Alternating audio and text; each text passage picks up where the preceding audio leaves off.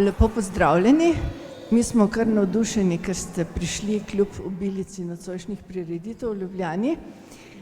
Dovolite mi kot odgovorni urednici samo par stavkov za začetek. Letos izhaja okrogli 60-letnik Dialogov. Smo ena najstarejših revij v Sloveniji. Še zmeraj kdo od starejših reče, tista mariborska literarna revija, ampak to Dialogi že zelo dolgo niso. Mi že zelo dolgo delamo tematske številke, imamo podnaslov Revija za kulturo in družbo, se pravi, da obravnavamo teme, ki so aktualne v današnji kulturi in družbi. In ena od teh je zagotovo tudi nasilje, ki mu je bila posvečena letošnja poletna številka. In sta jo uredila naš urednik za kritično misel, filozof in javni intelektualec, ki ga najbrž ni treba posebej predstavljati, dr. Boris Vezjak, in pa gostujoči urednik, prav tako filozof, dr. Mitja Sardoč, ki ima bom predala besedo in bosta predstavila svoje goste in vodila. To predstavitev v knjigarni Azil so mi pa naročili, da povem, da se Dialogi dobijo pri njih. Ja, hvala. Za organizacijo današnjega dogodka. Hvala ZRC SAZU-ju, da nam je odstopil ta prostor. Hvala vsem, ki ste prišli. Moje ime je Boris Vezjak in kot vidite so tukaj med nami gostje, današnji gostje, ki so tudi avtorji, ki so prispevali svoje razmišljanja v številko Dialogov, ki jo tukaj predstavljamo. Če kar smem na začetku predstaviti, tukaj je dr. Mitja Sardoč, sourednik te številke, prihaja iz Pedagoškega inštituta v Ljubljani, zraven njega je Jasna Podreka za Filozofske fakultete v Mariboru, mislim, da z oddelka sociologija. Zraven, sem prav povedal? Ljubljana. Kaj sem pa rekel? Maribor. Maribor je vedno v mojem srcu, to morate upoštevati. Se pravi Filozofska fakulteta v Ljubljani, jaz sem pa res za tiste v Mariboru, ki je skoraj nihče ne pozna, razen tam zaposlenih. Zraven je dr. Roman Kuhar z istega oddelka Filozofske fakultete v Ljubljani, potem Manja Skočir, magistra, sem prav povedal, doktorica? Magistra z Inštituta za kriminologijo in na koncu dr. Dragan Petrovec, ki ga najbrž dobro poznate, prav tako z Inštituta za kriminologijo. Nekaj avtorjev se je za danes upravičilo, žal nam ni uspelo pripeljati v Maribor tuje avtorje. Naj povem uvodoma, da v tej tematski številki gostimo 12 avtorjev, domačih in tujih, bom jih kar naštel. Ob Miti so tukaj še Toni Cody, s katerim je Mitja naredil intervju, zaslužni profesor z Univerze v Melbournu v Avstraliji, potem Vittorio Bufacchi, potem Michel Vivorka, potem Lorenzo Magnani, opravičila se je dr. Katja Košir, potem opravičila se Dejan Jontes in Vasja Vehovar, opravičil se je dr. Tadej Troha in pa dr. Aleš Završnik. Skratka, številka, ki je pred nami, govori o novih oblikah nasilja, družbenega nasilja. S kolegom Mitjo so se pravzaprav odločila, da testirava nov izraz, ki bi ga lahko poimenovali za to eskalacijo družbenega nasilja in sva, bi rekel, poskušala uvesti v ta slovenski prostor izraz violentizem. Zdi se mi namreč, da nekega zbirnega izraza za vse te forme nasilja, o katerih se pogovarjamo, o katerih bi želeli govoriti o teh formah nasilja, kot bi rekel, nekih družbenih procesih ni.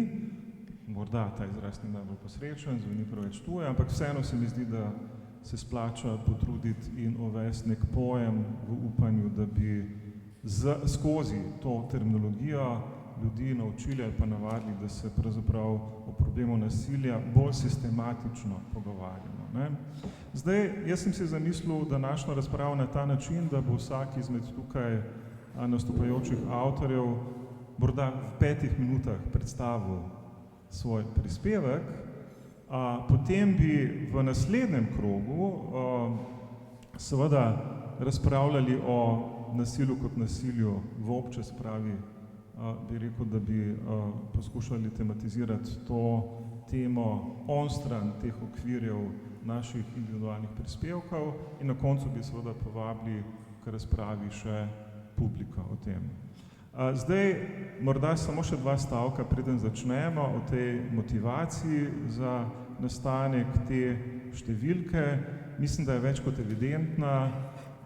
Skoraj težko najti temo v zadnjih 2 letih, o kateri bi se več pogovarjali v družbi, kot je ravno fenomen nasilja. Vsi opažamo, da se ta fenomen razrašča, v zvezi s tem nastopajo različne vrste problemov. Ena je zagotovo ta definicijska, kaj natančno pojem nasilja sploh pomeni, ali ob klasičnih oblikah nasilja v družbi nastajajo nove oblike nasilja, ki gredo vštric, ne vem, za digitalnim razvojem, ki gredo vštric za novimi tehnologijami, za novimi družbenimi pojavi, kakršne poprej nismo poznali, ali je morda tako, da se spreminja naš pogled na stare klasične oblike nasilja in danes morda forma fizičnega nasilja več ne pomeni tega, kar je pomenila včasih, ker se dogajajo neke nove. Kaj natančno mislimo s temi novimi vrstami nasilja? Vi veste, da morda šele kakšnih 50 let in ne več govorimo o psihičnem nasilju, pred tem je bolj in manj nasilje pomenilo takšno ali drugačno obliko fizičnega nasilja, se pravi šele 50 let nazaj ali kaj podobnega se, bi rekel, prerine v ospredje tudi ta problematika psihičnega nasilja. Vi veste, da se zadnjih 50 let ali manj pogovarjamo o tako enem objektivnem, strukturnem nasilju, družbenem nasilju in tako dalje, se pravi oblikah nasilja, ki ga družba izvaja nad posameznikom, kjer je ta, bi rekel, objekt nasilja ni posameznik, ampak je kolektiven. Tako da več kot jasno je, da se nasilje v tej svoji definiciji na nek način razrašča in po drugi strani, da nasilje v družbi kot takšno po sebi v tem, recimo temu količinskem smislu postaja vedno močnejše. Da lahko govorimo o formah nasilja, ki so manj vidne, recimo tam vidim kolega, ki se ukvarja z vizualnimi stvarmi, da nekatere forme nasilja, bi skoraj si upal trditi, imajo nek svoj modus vivendi recimo v vizualni reprezentacije, kaj podobnega. Če dam zelo banalen primer, bolj banalnega se bi težko spomnil. Recimo, če vi gledate dnevnik RTV Slovenija ali pa Pop TV, kakšno grafično upodobitev boste videli v ozadju, ko recimo prispevek govori o dvigu zdravniških plač ali pa o stavki Fidesa, o nečem tako zelo nevtralnem. Ja. A veste, kaj boste videli? Bodite pozorni. Videli boste največkrat bodisi, ne vem, prazne, torej dolge čakalne vrste, kaj podobnega, še večkrat boste videli operacijsko mizo. Se pravi, operacijsko mizo, videli boste pacienta z odprtim trebuhom, videli boste kirurga in kirurške rokavice, ki so krvave, in tega kirurga, ki se sklanja na to odprtino tega pacienta in povsod je polno krvi.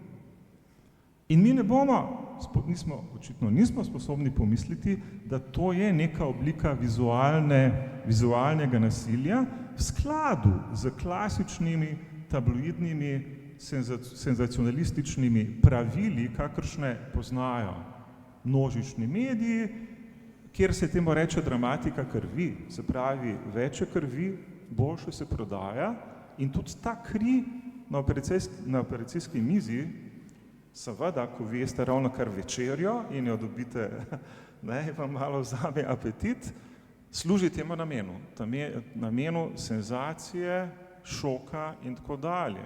In to vrstno vizualno nasilje se mi zdi, je še en segment, ki ga množični mediji producirajo, ker če se kaj prodaja v sodobni družbi, se v množičnih medijih prodaja nasilje. Če kaj, potem nasilje. Ne? In če bi kaj morali analizirati v zvezi s tem, je po moje ravno eksploatacija nasilja strani množičnih medijev.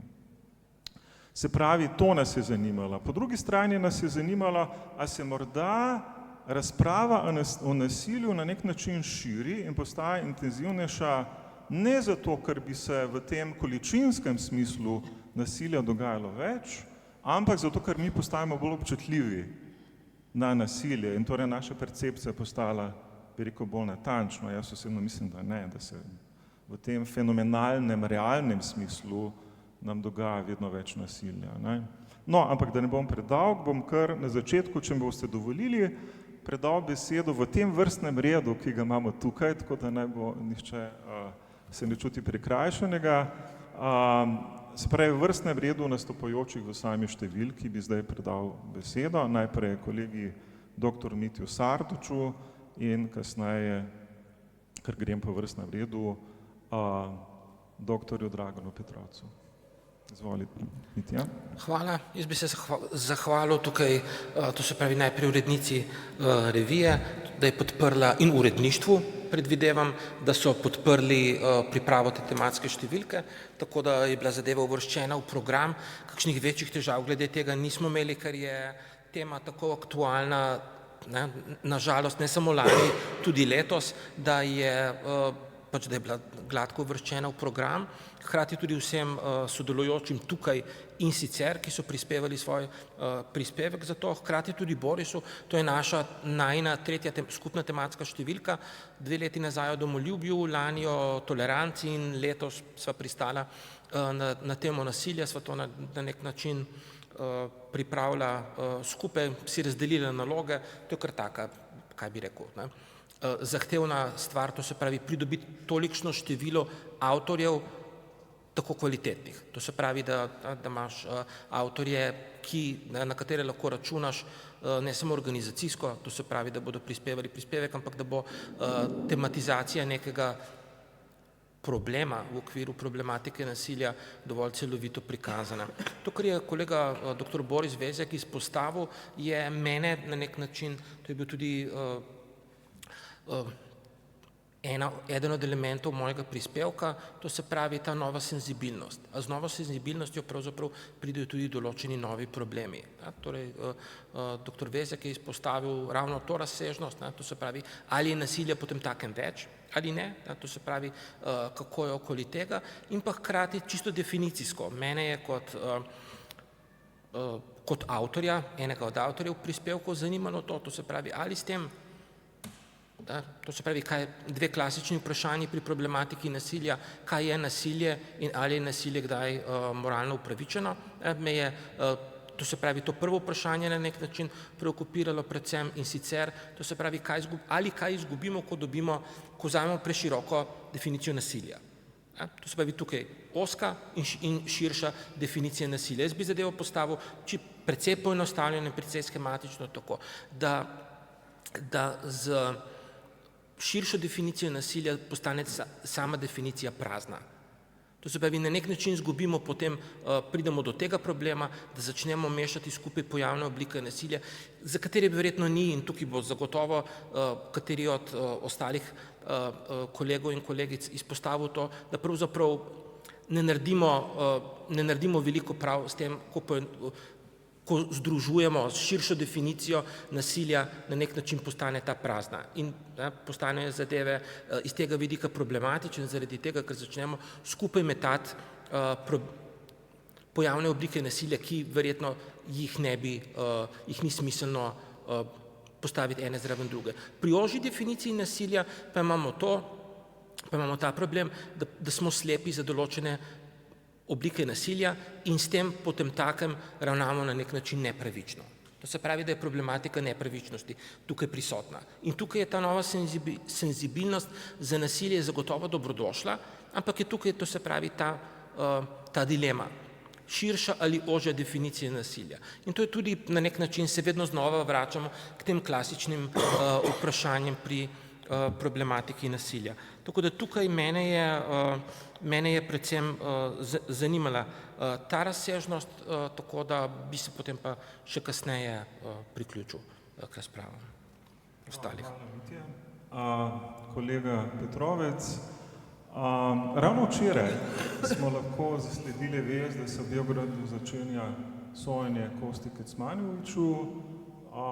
Ti pišeš pravzaprav ravno o tem v svojem prispevku, o tem fenomenu Koste. Mislim, da je lanskega maja prišlo do tega strelskega pohoda, ki je pravzaprav razkril, zakaj je ta strelski pohod, pa ne edini, je tako zelo pomemben. Ker se mi zdi, da udre v našo percepcijo, družbeno percepcijo točno na tej ravni, ko se vprašamo, kako je to možno in kaj so vzvodi in motivi, da se kaj takšnega lahko zgodi, da se nek 13-letnik v neki osnovni šoli odloči pokončati svoje sošolce. In kaj je šlo z našo družbo narobe? To, kar nas najbrž včasih nervira v analizi nasilja, je ravno to, da je postalo na nek način iracionalno, nepredvidljivo. Ne?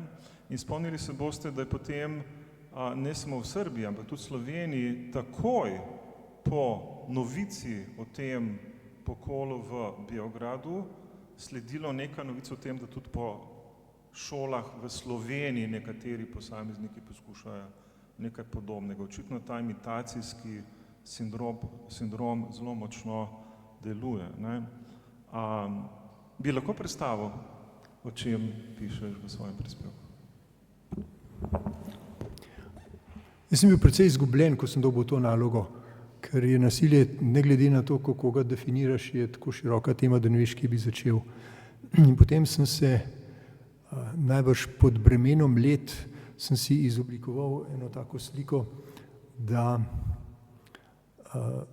velik del ljudi, predvsem bistveno večji, kot smo si pripravljeni priznati, seže po nasilju, če je za to priložnost. Na eni strani imamo celo vrsto psiholoških eksperimentov, ki to dokazujejo,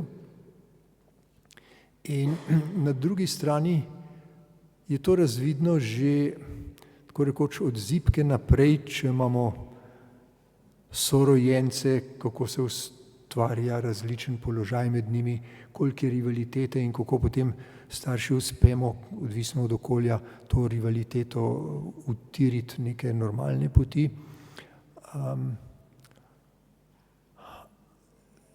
Za uvod namesto Koste Kecmanovića bom oživil v nekaj stavkih eno angleško zgodbo, podobno tragično, kjer sta bila pa storilca dva otroka, takrat stara okoli 8 let,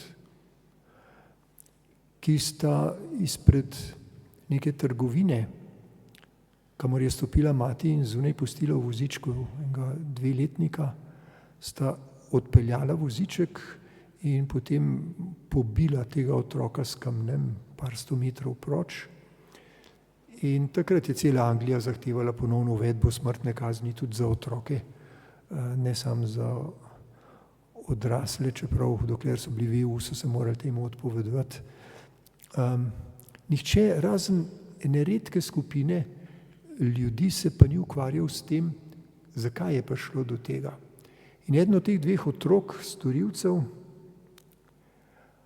je bil, mislim, da 6. otrok v družini in naši bivši bratje sosedje imajo sijajni izrek, poslednja rupa na sviralu. Tam je bil oče nasilen, mati je pač prejemala udarce.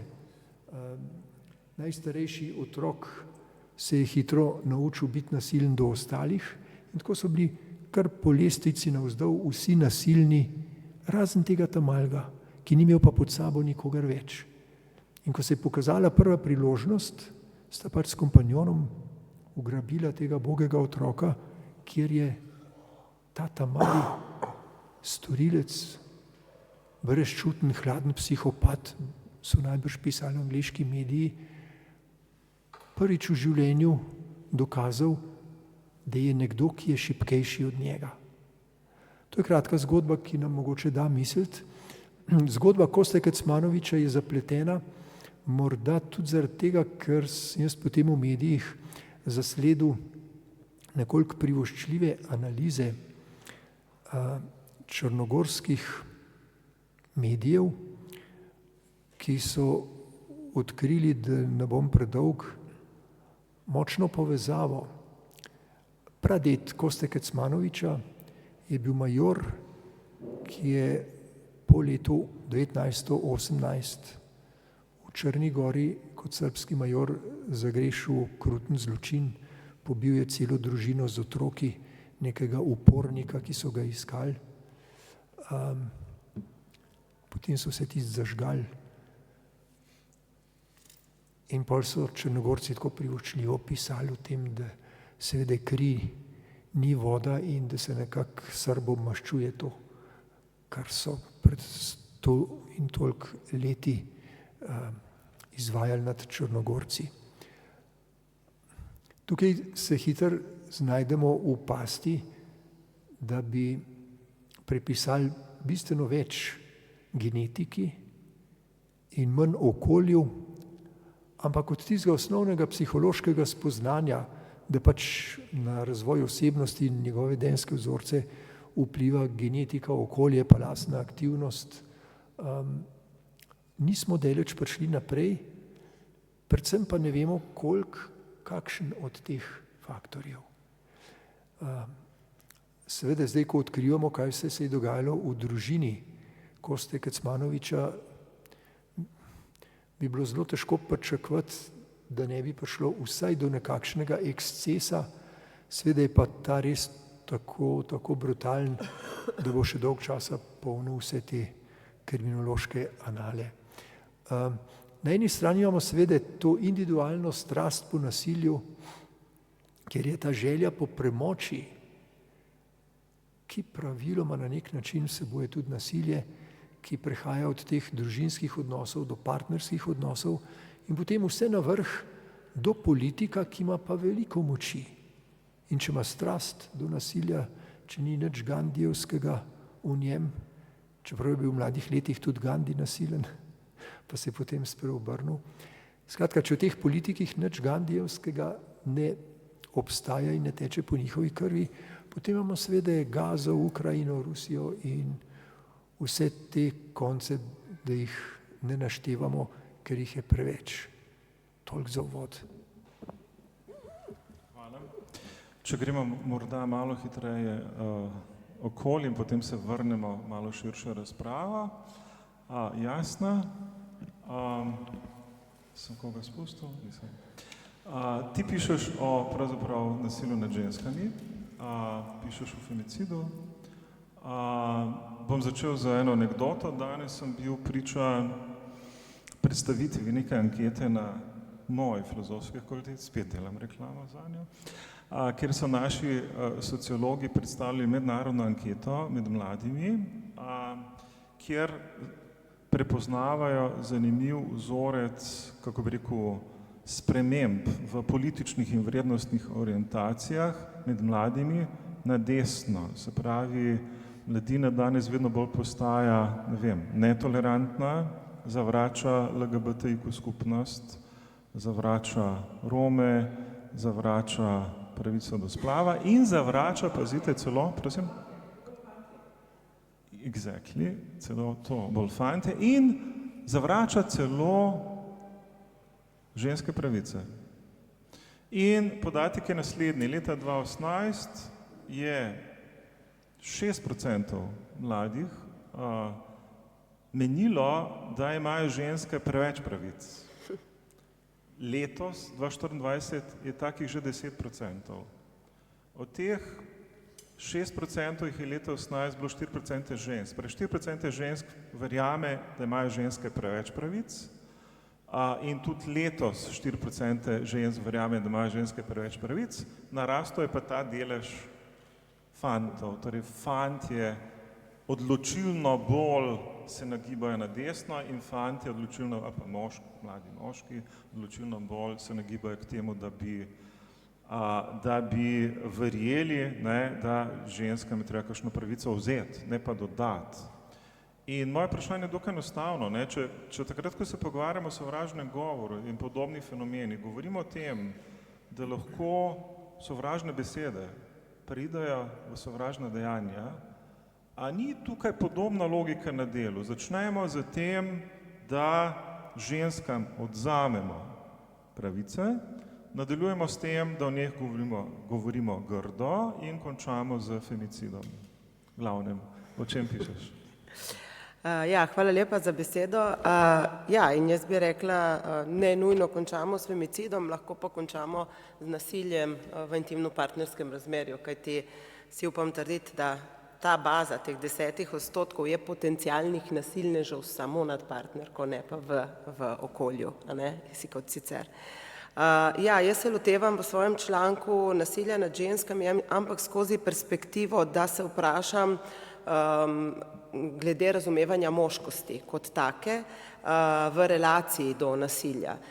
Namreč velikokrat, ko govorimo o nasilju, govorimo zelo generično in zelo malokrat prav zares upozorimo, kdo so glavni povzročitelji nasilja, najhujših kaznivih dejanj, najhujšega nasilja tudi proti sebi, a ne? In če podatke seciramo po spolu, se nam pokaže precej jasna slika, da govorimo o 2/3, ki tovrstne oblike nasilja povzročajo osebah moškega spola, a ne? Tudi če govorimo o množičnih pobojih, jaz pa popravite me, nimam v spominu nobenega množičnega poboja na šolah, če se osredotočimo na to in v Ameriki in tudi v Evropi, ali pa Breivik in podobne scene, a ne, ki bi ga izvedla ženska, a ne.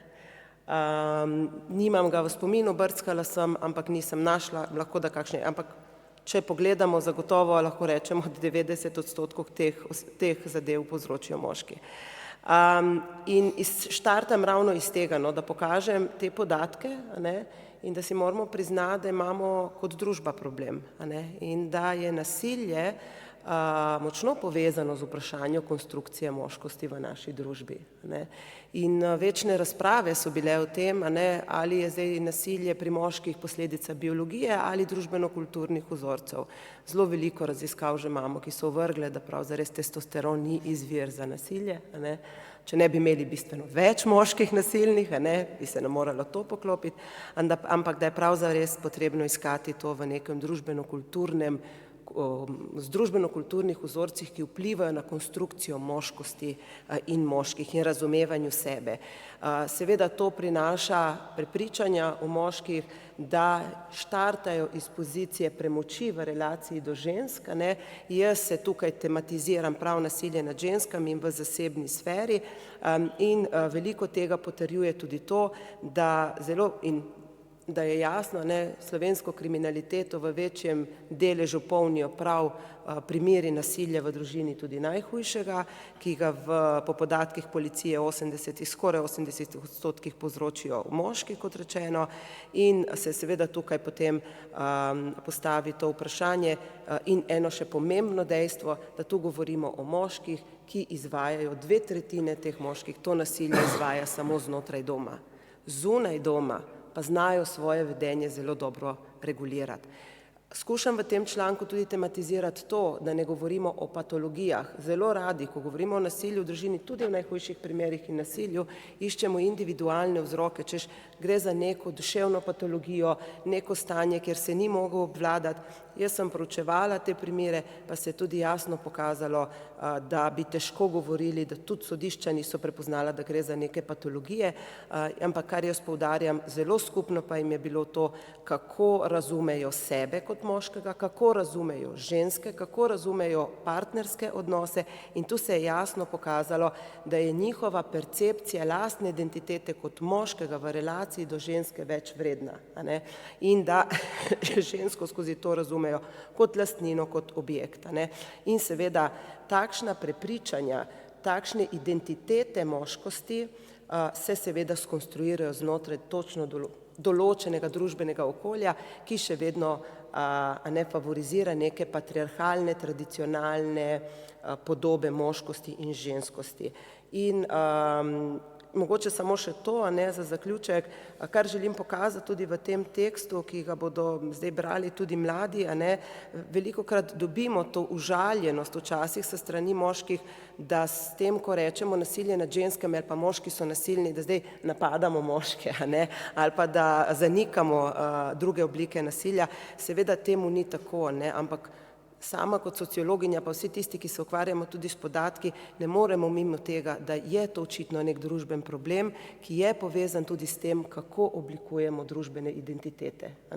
In identiteta in nasilje, tako kot piše Sen, sta izjemno povezani. Kako jaz čutim svojo identiteto in če jo v osnovi čutim kot več vredno, torej, če bo fant, ki danes reče, da ženske imajo več pravic, vstopil v razmerje, je to, da bo on do svoje ženske nasilen v vseh oblikah, precej velika verjetnost, kajti razumel jo bo kot manj vredno bitje od sebe in torej razumel, da si lahko nad njo privošči različne oblike vedenja, nespoštljivega vedenja. Mogoče toliko za začetek. Roman Kuhar, ti govoriš o politični homofobiji, transfobiji in tako dalje. Isto vprašanje, morda danes, kot rečeno, smo v tej anketi lahko videli, da se stopnje homofobije večajo, da se bolj večajo strani fantov kot žensk. A bi rekel, samo da izzovem to tvojo razpravo, da radikalizacija politike prispeva k temu, da so v družbi stopnje homofobije, transfobije večje? Ja, hvala Boris. Zdaj si pravzaprav povedal na nek način glavno tezo tega kratkega teksta. Tudi jaz sem bil na začetku, tako kot Dragan, mal zgubljen, kako se lotiti te stvari. Bi pa rad najprej en stavek potrošil za uredniško delo, namreč vabilo za pisanje tega teksta je prišlo skoraj eno leto pred deadlineom, kar je tako, ne morem verjeti, a res eno leto imam časa, ponavadi so ti deadlini bistveno strožji, je pa seveda v tem obdobju bila tudi nevarnost, da malce pozabiš na to, da je treba ta tekst napisati. Ampak ko mi je Boris poslal sporočilo preko Facebooka, ker veliko pove o tem, koliko sva stara, ker se ne pogovarjajo prek TikTok ali pa kaj podobnega, je bila moja prva misel o novih oblikah nasilja v povezavi s homofobijo pravzaprav dva premika, ki sta se zgodila, ampak se ne z enim, ne z drugim v osnovi v tekstu ne ukvarjam, čeprav uvodoma poskušam narediti nek pregled. En premik, ki se je zgodil, je zagotovo ta premik iz fizičnega v virtualni prostor. Skratka, v virtualnem prostoru imamo zagotovo neke nove pojavne oblike homofobije, transfobije, po drugi strani pa so v svojem jedru verjetno zelo podobni tem oblikam nasilja iz fizičnega prostora. Drugi premik, ki se je zgodil na tej abecedi LGBT. Zagotovo lahko govorimo o tem, da se je vsaj delež nekega nasilja usmerjenega proti LG premaknil bolj v smer T. Tudi seveda zaradi tega, ker so vprašanja transspolnih oseb trenutno politično bolj izpostavljena. Ampak vse to nekako govori o nasilju na tej individualni ravni in pojasnjuje tudi to homofobijo. Zelo dolga zgodovina pojasnjevanja tega koncepta temelji na nekih psiholoških principih, na sociopsiholoških principih, deloma sociokulturnih kontekstih. Tudi sama beseda homofobija je nekako nastala v tem kontekstu. Zgodba je pravzaprav zelo simpatična in tipična. George Weinberg, ameriški psiholog, ki je domnevno avtor te besede, čeprav glede tega obstajajo različna mnenja, v svoji knjigi, v kateri govori o homofobiji iz začetka 70-ih in kjer je kot prvi uporabil ta izraz, pove zgodbo nekega svojega pacienta, ali ne vem, če se to pravilno reče, skratka nekoga, ki ga je poznal, ki je bil sobodajalec in je oddajal je sobo nad svojim stanovanjem in je to sobo oddal dvema ženskama, za katere se je izkazalo, da sta v lezbičnem razmerju, in ta moški je imel blazno težavo, ker po noči preprosto ni mogel spati, ker si je ves čas domišljal, kaj te dve ženski počneta v postelji, v njegovi sobi eno nadstropje višje. In George Weinberg je nekako na osnovi te zgodbe zaključil, da gre za klasično fobijo, tako kot lahko govorimo o agorafobiji ali pa kaj podobnega, torej v nekem fizičnem strahu. Čeprav danes je seveda ta pozicija zelo kritizirana zaradi tega, ker eno je imeti fobijo pred odprtimi prostori in podobno, drugo je pa homofobija ali transfobija zaradi tega, ker ne gre za iste principe, ne gre za to klasično fobijo. Pa razlika je seveda tudi v tem, če imamo, ne vem, agorafobijo, je to nekaj, česar na kar verjetno nismo ponosni ali pa nas ovirali, pa bi jih hoteli preseči, medtem ko homofobija, transfobija je pa lahko celo neka pozicija, do katere si ponosen ali pa si ponosen homofob. O tem pravzaprav iz tega poskušaš neko družbeno veljavo dobiti. In ravno zaradi tega, ker sem se hotel premakniti od teh razprav, ki sicer recimo za Slovenijo kažejo, da od 40 do 70% vprašanih LGBT oseb poroča o tem, da imajo izkušnjo nasilja zaradi svoje spolne usmerjenosti oziroma spolnega izraza, pa je seveda s tem povezano tudi kup metodoloških težav in tako naprej.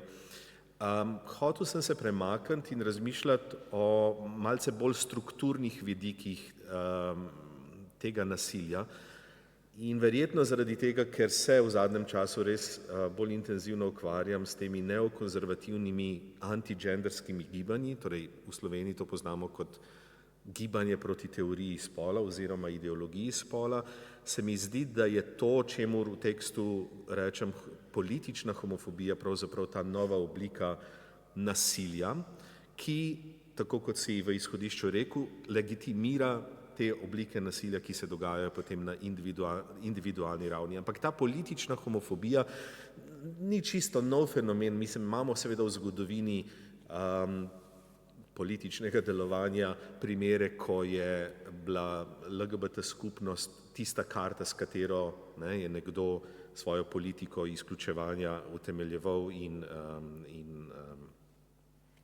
in jo temeljil na tem, ampak prav ta neokonzervativna gibanja, ki so ponekod postala del uradnih politik, kot recimo na Madžarskem, pa do pred kratkim na Poljskem, pa v Braziliji, se mi zdi, da v tem smislu ta politična homofobija ali pa politična transfobija, lahko tudi rečemo, je ta neka nova oblika nasilja, ki se pojavlja v nekih novih načinih delovanja in ima seveda te konsekvence tudi na ravneh vsakdanjega življenja, v tem smislu, kako LGBT posamezniki, posameznice doživljajo potem posledice takšnega nasilja in takšnega delovanja.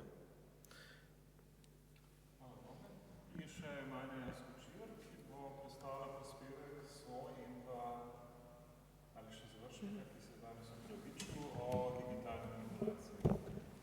Ja, hvala. Midva s profesorjem Završnikom sva pa v bistvu raziskovala eno obliko nasilja, ki se nam zdi tako prisotna in tako normalizirana, da je v bistvu postala popolnoma nevidna. In to je nasilje, ki ga proizvaja sodobna tehnologija. Ta je namreč dizajnirana na način, da izkorišča naše vedenjske, psihološke, biološke ranljivosti in je v bistvu postavljena v vlogo, ko ne mi uporabljamo nje, ampak ona uporablja nas. Zdaj, v tem prispevku sva nekako analizirala različne prekrivajoče se ravni manipulacije. S tem sva v bistvu hotela pokazati, da je sodobna tehnologija manipulativna na več nivojih. Najprej izkorišča spoznanja vedenjske ekonomije. Ta je pokazala, da smo v bistvu ljudje zelo slabi odločevalci, da so naše preference izrazito nestabilne, da je na to, kako se odločamo, mogoče vplivati z prilagajanjem konteksta, z različnimi triki, predvidljivo usmerjati naše odločitve. Sodobna tehnologija poleg tega izkorišča umetno inteligenco, možnost analize podatkov in s tem prilagajanja uporabniških vmesnikov in tako naprej. In hkrati uporablja še tako imenovane temne vzorce, to so uporabniški vmesniki, ki jih vsi poznate, ko se je recimo v neko storitev zelo enostavno prijaviti in zelo težko odjaviti, ko so neke opcije, ki so v bistvu v prid korporaciji, ki želi naše podatke, naš denar oziroma našo pozornost, zelo intuitivne, se pravi strinjanje z obdelavo osebnih podatkov ali pa soglašanje z neko naročnino in tako naprej. In v bistvu je uporabnik na nek način zelo nemočen, ker je bombardiran z več strani, na zelo subtilen način, zelo prefinjen način, tudi njegovim značilnostim ukrojen, prilagojen način.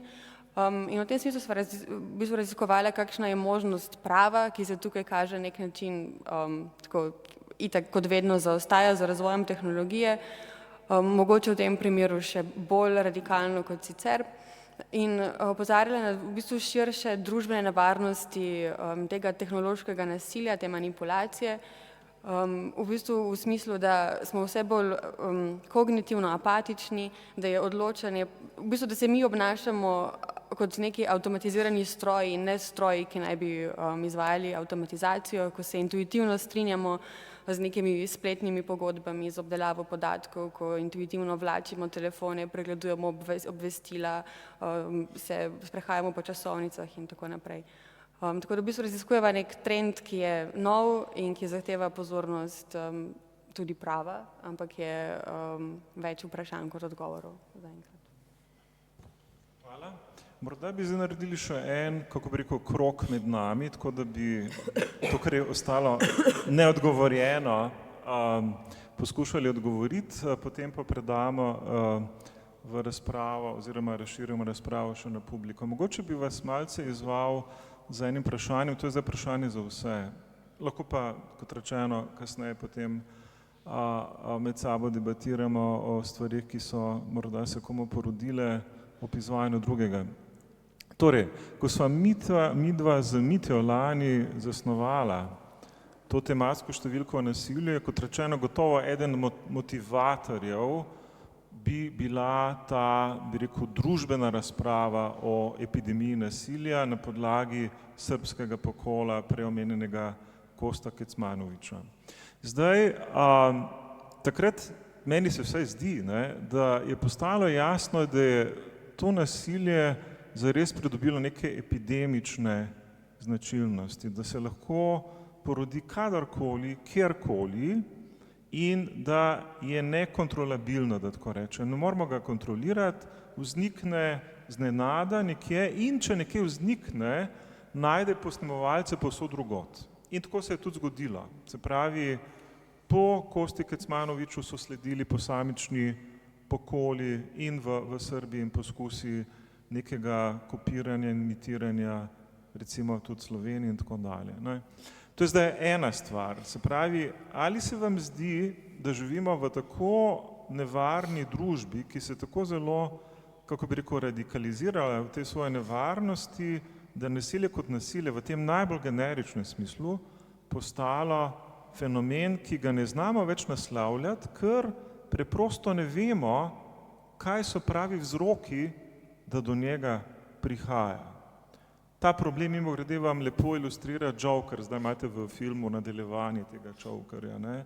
To razmerje sistemskega nasilja družbe nad posameznikom, se mi zdi, da ta film na nek način poskuša naslavljati. Ampak zdaj, vprašanje za vas je, ali je ta moja diagnoza ali pa ocena pravilna, se pravi, da nas nasilje spravlja neko stanje kolektivne psihoze, ko nas je strah, da se lahko zgodi kadarkoli, kjerkoli, v končni fazi tudi zaradi vseh primerov medvrstniškega nasilja, ki je v neverjetnem porastu, ko bi rekel, na mesečni ravni spremljamo medijske zgodbe o tem, kako se je neka deklica stara 12 let vzela življenje in tako dalje.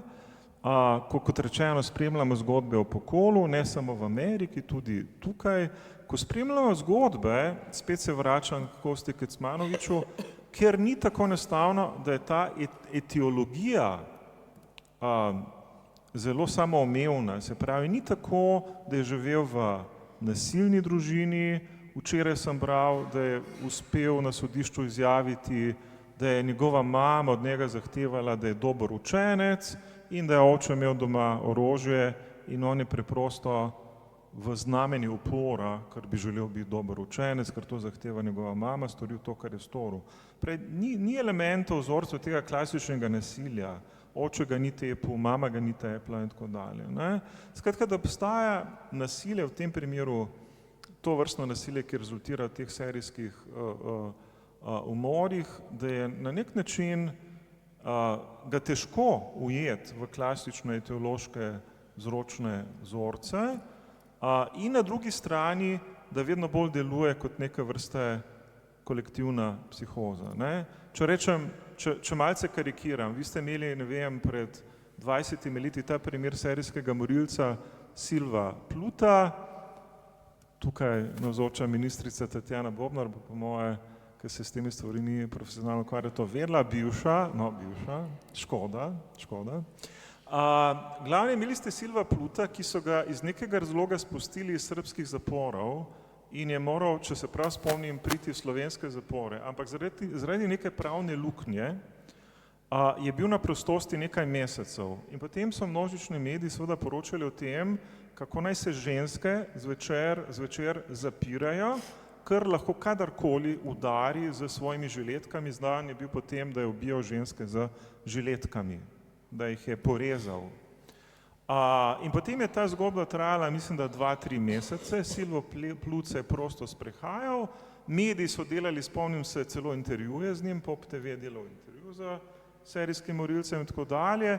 Vsi so vedeli, da se nekaj lahko zgodi, ampak njega ni bilo mogoče zapreti ali pripreti in dejansko je nekega dne odšel v Janče nad Letijo in ubil ženo svojega prijatelja. In točno to se je zgodilo, kar smo vsi vedeli, da se bo zgodilo.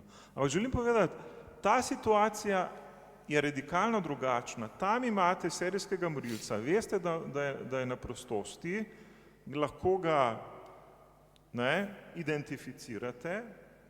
Ta nova situacija je pa taka, da ne veste, kdaj se bo to zgodilo. Zgodi se nek pokol, veste, da bodo prišli imitatorji, veste, da se lahko zgodi kadarkoli. Imeli ste nekaj mesecev nazaj, ne vem, ali je bilo to pol leta, to policijsko zahtevo, da vse osnovne šole v Sloveniji se zaprejo in učenci ne pridejo v šolo, ker je nekdo nekje objavil 3 besede grožnje na nekem spletu.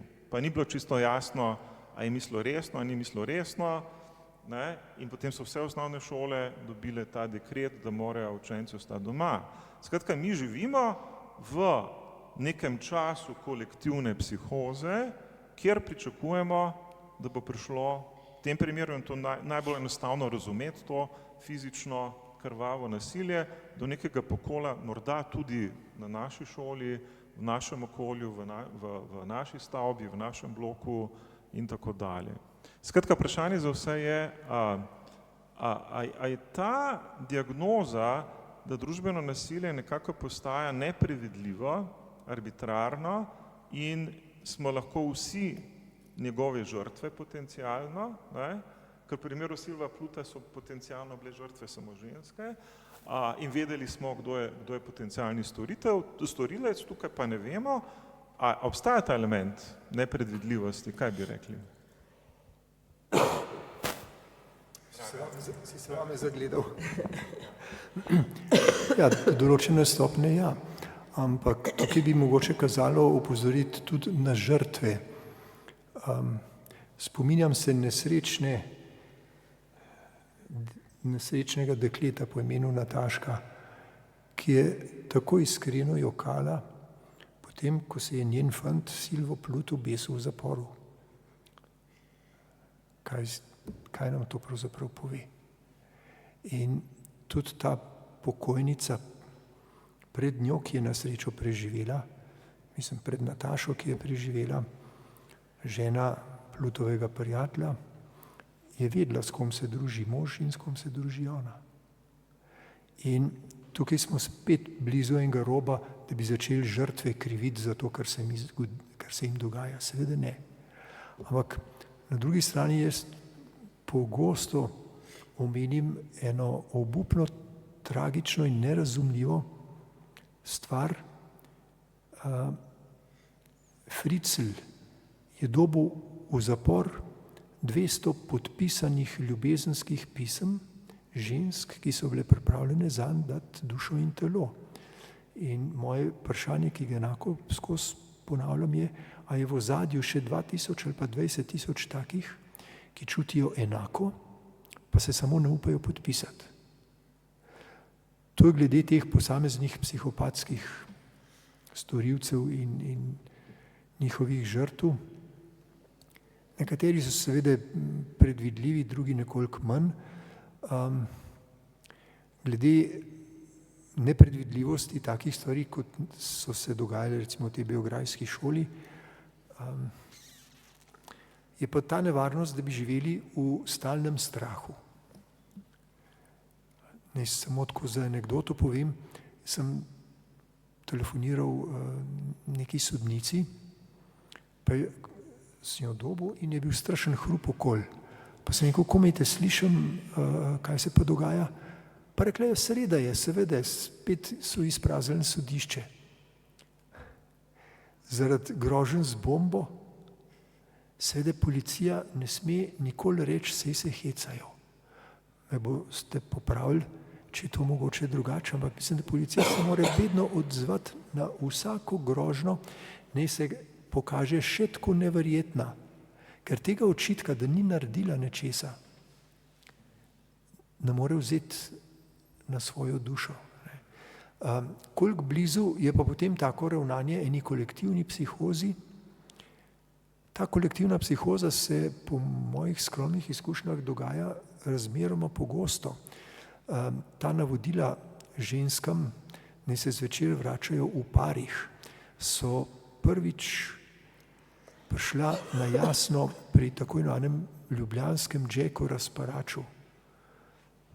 Težko povem, koliko nazaj, ampak po mojem to je 35 let nazaj, ko se ni vedelo, kaj se dogaja, kdo je storilec in ko je bilo v tistih meglenih večerjih, temnih večerjih za marsikatero žensko zelo tesnobno prečkati ulico, kaj šele daljšo pot narediti.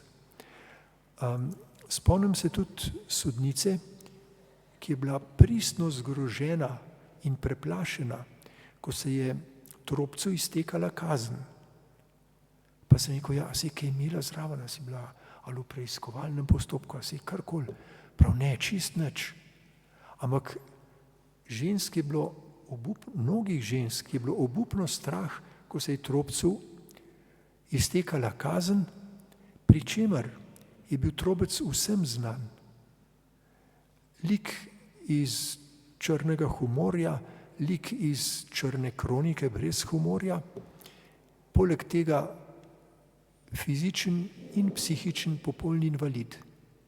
In že zaradi tega nikomur nevaren.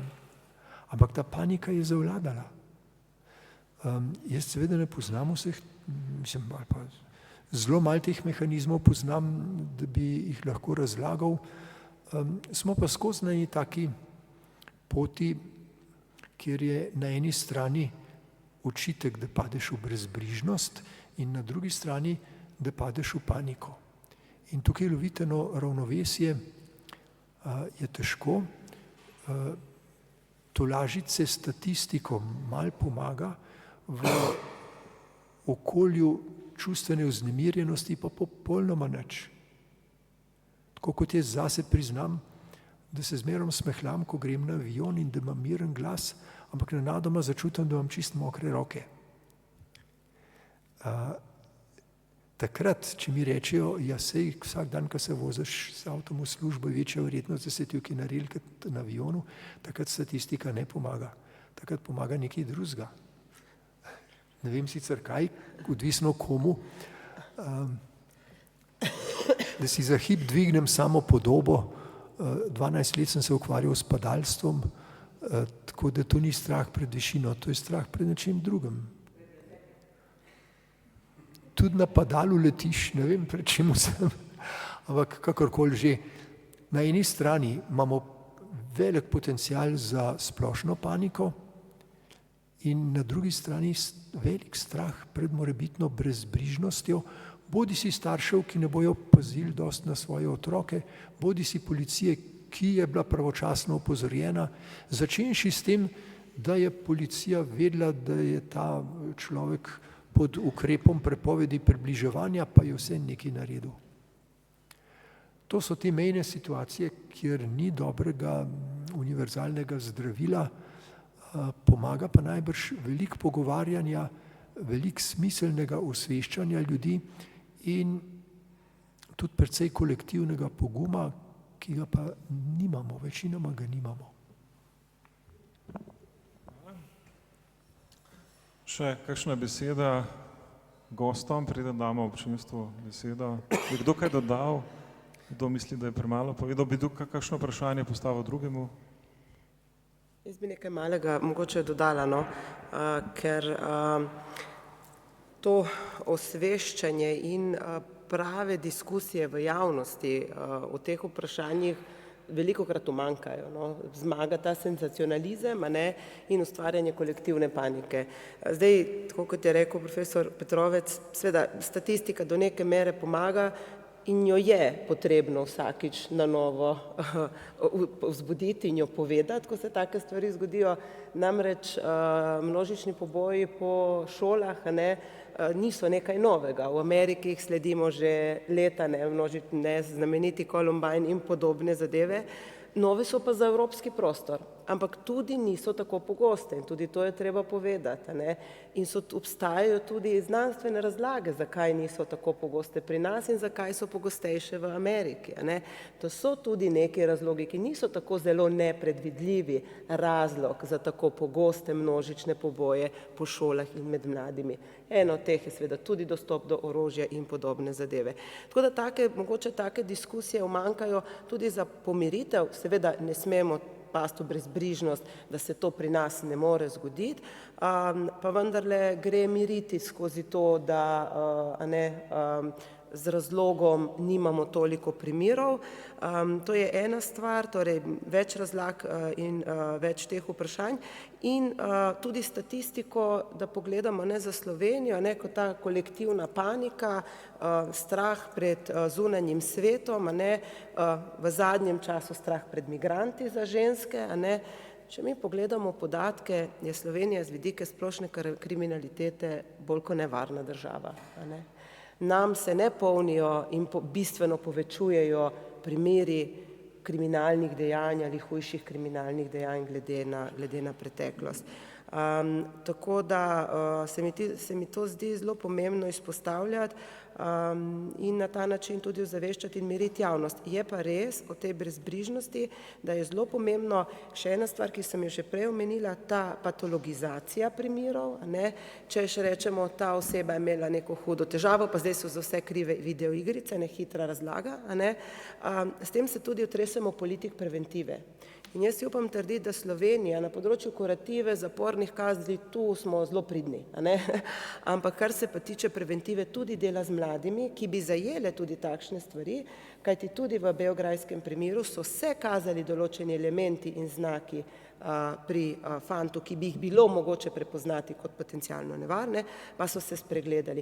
Več znanja okrog preventivnega delovanja, prepoznavanja stisk in tega, kako tudi ločeno po spolu določene stiske lahko vplivajo, kajti vemo, da pri fantih se to kaže, to tudi tematiziram, da nezadovoljstvo s svojo podobo moškosti, nezadovoljstvo z zunanjim svetom, frustracije, bodi si udarijo v agresijo navzven proti drugim ali proti sebi, ne nazadnje razmerje na samomorilnosti 4:1, a ne moški proti ženskam. Toliko mogoče za dodatek.